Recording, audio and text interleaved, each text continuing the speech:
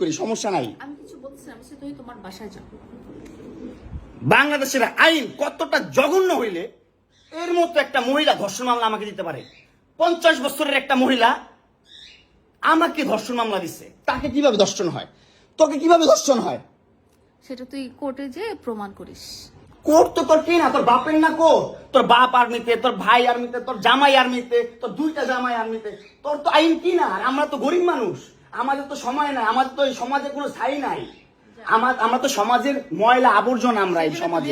আর তোরা হচ্ছিস সমাজের অনেক উচ্চমানের মানুষ, অনেক ক্ষমতাবান মানুষ, এই জন্যই নাকে দড়িটা ঘুরাইতেছিস আমাকে, তুই বুঝছিস?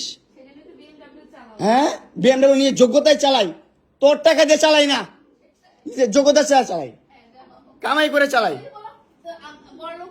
হ্যাঁ, বড়লোক হইতে পারবো না? কোথাও লেখা আছে গরিবরা বিএমডব্লিউ চাইতে পারবে না? গরিবরা বড়লোক হতে পারবে না? কোথাও লেখা আছে? হ্যাঁ, কোথাও লেখা আছে? না হলে ওই মেয়েদের বাসায় যাও, না হলে নরসিংদী যাও, যেখানে যাচ্ছিলে সেখানে যাও। তোমার কাপড় চোপড় নিবা? অবশ্যই নিব।